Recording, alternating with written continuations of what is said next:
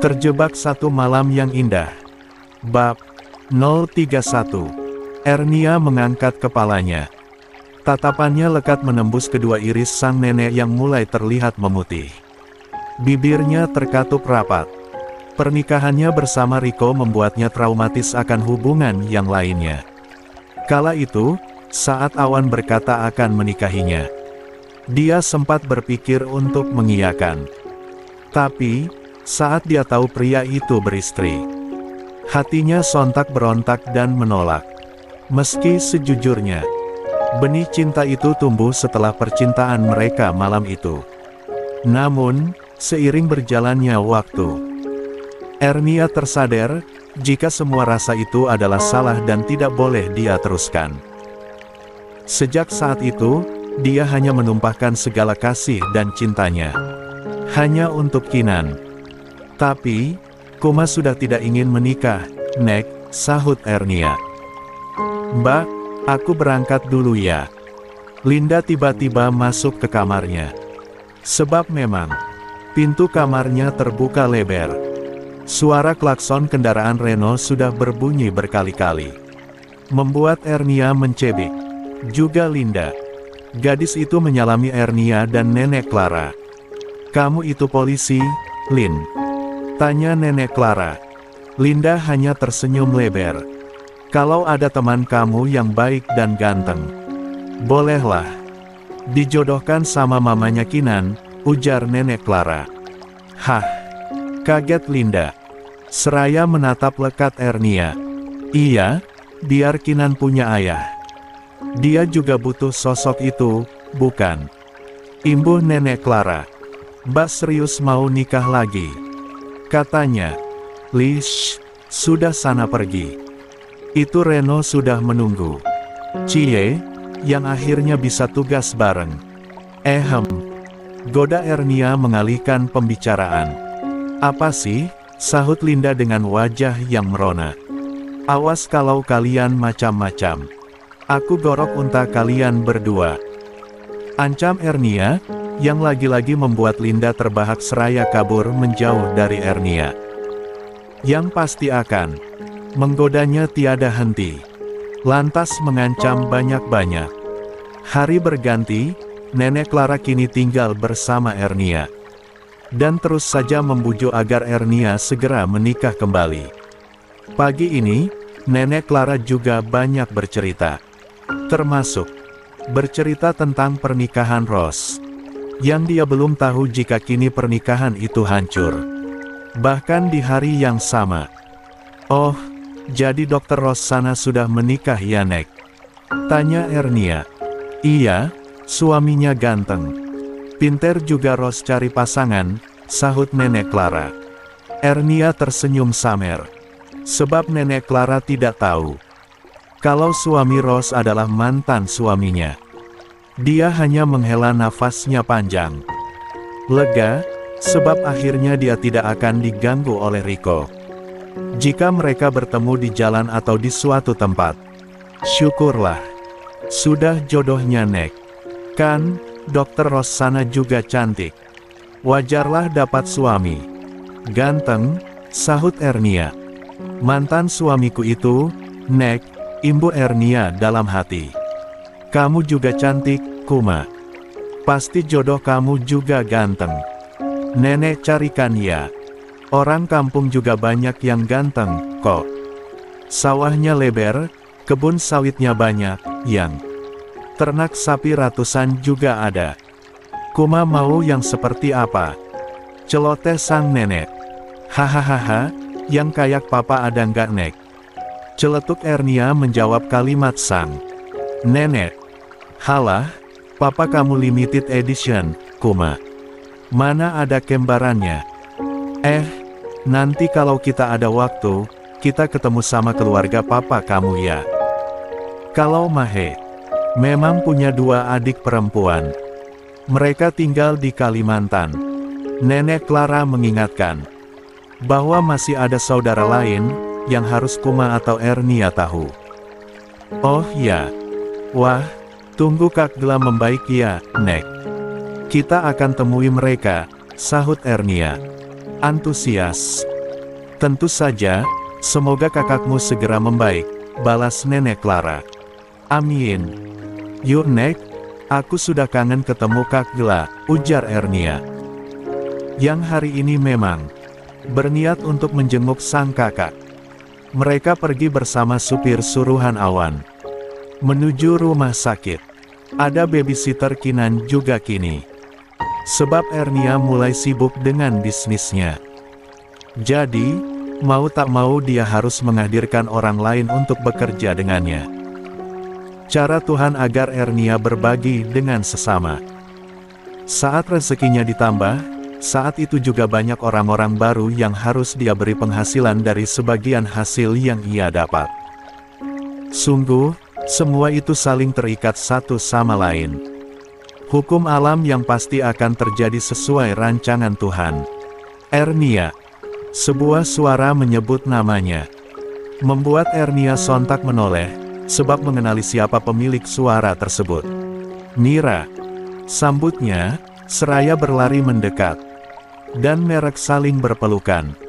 Hai, pucat sekali kamu. Kenapa? Tanya Ernia, melihat wajah sang besti. Hehehehe, sahut Mira seraya mengusapi perutnya yang sedikit membuncit. Ernia melotot melihat perut Mira, lantas menatap wajah sahabatnya itu. Dan mereka kembali berpelukan dengan penuh haru bahagia. Kamu hamil lagi? Tanya Ernia penuh suka. Iya dong. Kata Mas Doni, belum dapat yang jantan. Wajib bikin lagi, sahut Almira. Mereka tergelak bersama dalam sukacita. Kabar kehamilan Almira sangat membuatnya ikut bahagia. Dia tahu siapa sahabatnya itu. Tak lama, muncul suami Almira, yang berdiri mematung dengan seulas senyum di wajahnya. Kamu bagaimana, Ar? Sudah mau nambah lagi belum? Kata Mira kamu sudah rujuk sama suami kamu. Tanya Doni, tanpa basa-basi. Ernia menaikkan alisnya, lantas terbahak. Membuat Almira dan suaminya saling tatap tak mengerti. Aku dan Mas Riko tidak akan mungkin kembali rujuk, Don, Mir. Mas Riko sudah menikahi dokter, kalian harus tahu itu. Dan aku, sudah cukup bahagia bersama bayiku, sahutnya kini. Biarlah sahabatnya itu menganggap Kinan adalah bayinya bersama Riko. Bisa saja iya, bukan. Hanya Tuhan dan Ernia yang tahu. Sebab dia enggan untuk tes DNA. Untuk apa, pikirnya. Sebab, antara Riko dan Awan juga tak pernah berucap untuk menanyakan siapa ayah biologis Kinan. Pikir Ernia, selama ini. Hah, kamu serius Ar? Kaget Mira. Terserah. Percaya syukur, enggak juga enggak apa-apa, sahut. Ernia ketus. Kok kamu tahu Mas Riko sudah menikah lagi? Ish, berisik kamu. Sini, lihat nih. Namanya Kinan Kesuma. Ganteng, kan? Ujar Ernia. Mencoba mengalihkan pembicaraan. Mira dan suaminya langsung jatuh cinta dengan bayi Kinan yang ada dalam stroller bayi, dan sedang mengoceh sendiri. Ya ampun, ganteng banget sih. Wah, aku bawa pulang ya lucu banget bayi kamu.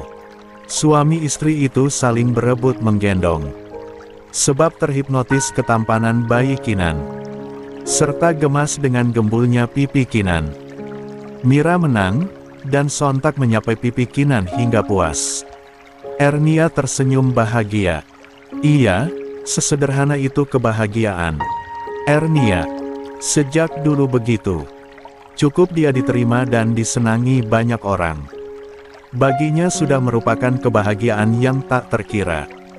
Hanya Mama Nenti yang selama ini membencinya. Sudah. Aku harus menjenguk kakakku. Kalian pulang sana, usir Ernia seraya mengambil bayi Kinan yang ada dalam gendongan Mira. Kakak siapa? Sahut Mira dengan kening berkerut. Hehehehe, besok aku main ke rumah kamu ya. Jangan lupa, sesajen khusus buat aku. Baik. Ernia meninggalkan sahabatnya itu dalam tanya. Lagi-lagi, Ernia selalu membuat Mira itu penasaran dengan kisah hidupnya.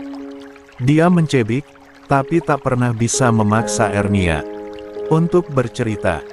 Hingga Ernia menghilang dari pandangannya. Mira dan suaminya kembali untuk pulang. Mereka mengobrol sepanjang jalan, membicarakan tentang bayi Kinan yang lucu dan menggemaskan. "Semoga bayi kita besok kayak Kinan ya Pak," ujar Mira dengan senyum merekah. "Kayak akulah." "Aku, kan papanya," protes Doni. "Lih, iya. Maksudnya lucunya, loh." "Hehehe, iya. Sementara itu, Ernia sampai di ruangan. Nenek Clara sedang berada di dalam. Sebab, tadi saat Ernia dipanggil Mira, dia meminta sang nenek menemui Gladys terlebih dahulu, biar bisa bergantian nantinya. "Kak," sapa Ernia, saat melihat Awan duduk di ruang tunggu, sendirian. "Hai, mana keponakan aku?" Sini, sahutnya, yang langsung mengambil Kinan dari dalam stroller. Lantas menggendong dan meminangnya. Ernia tersenyum melihat kebahagiaan yang terpancar dari wajah kakak iparnya itu, yang sempat mengoyak pertahanan hatinya, dan jatuh cinta seketika. Dia berdoa dalam hati, berharap sang kakak sehat kembali, dan mereka bisa memiliki bayi dan hidup bahagia. Meski semua itu mustahil, tapi berdoa lalu meminta pada Sang Khalik, tidak salah bukan? Toh, semua hanya harapan. Semua kembali pada ketentuan pemilik kehidupan. Apalagi, penyakit yang dideritanya Gladys memanglah berbahaya. Jadi, ketentuan Tuhanlah yang menjadi jawaban. Nenek Clara baru saja keluar dari ruang rawat Gladys.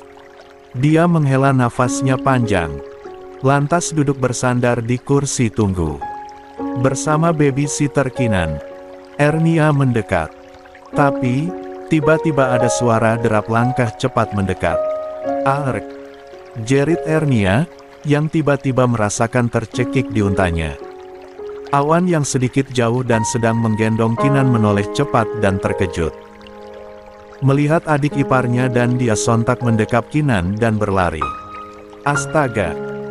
Nenek Clara melotot dan sontak melayangkan tangannya pada seorang wanita yang menarik kerudung Ernia sampai Ernia tercekik kesakitan. Hingga wanita itu terhuyung dan terjerembab ke lantai. Nenek Clara semakin terkejut saat melihat Rossana dengan mata yang menyala dan nafas naik turun menatap nyalang Ernia. Sebab kencangnya dorongan Nenek Clara ke tubuh. "Rossana, Ros, apa yang kamu lakukan?" bentak Nenek Clara. Ernia memegangi untanya yang terasa sangat sakit. Awan gegas menyerahkan bayi Kinan ke pengasuhnya, lalu meminta agar dibawa ke tempat yang lebih aman. "Apa kamu sudah gila, Ros?" hardik Awan dengan kemarahan memuncak.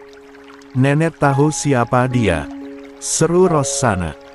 "Dia itu duri yang mengganggu hubungan Gladys dengan suaminya." Seraya menunjukkan jarinya ke arah Ernia. "Jaga bicaramu, Ros. Kami baik-baik saja. Jangan ikut campur urusan orang.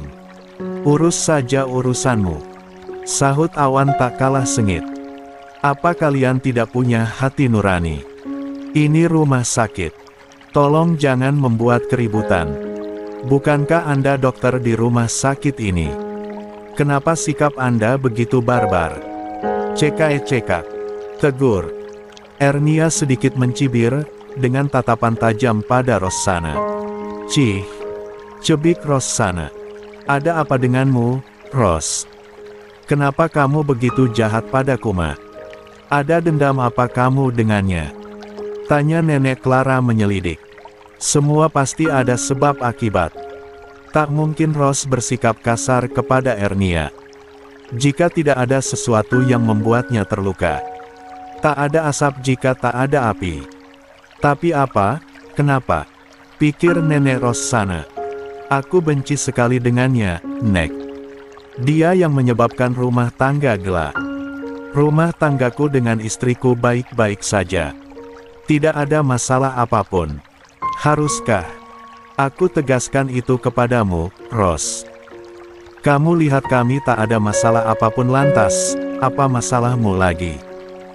Apa? Kamu tidak merasa bersalah dengan istrimu, Mas?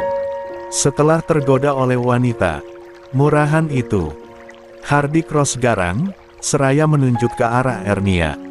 Tergoda. Tahu apa kamu tentang kami, ha? Jaga bicaramu. Amuk awan dengan sorot tajam pada Rossana.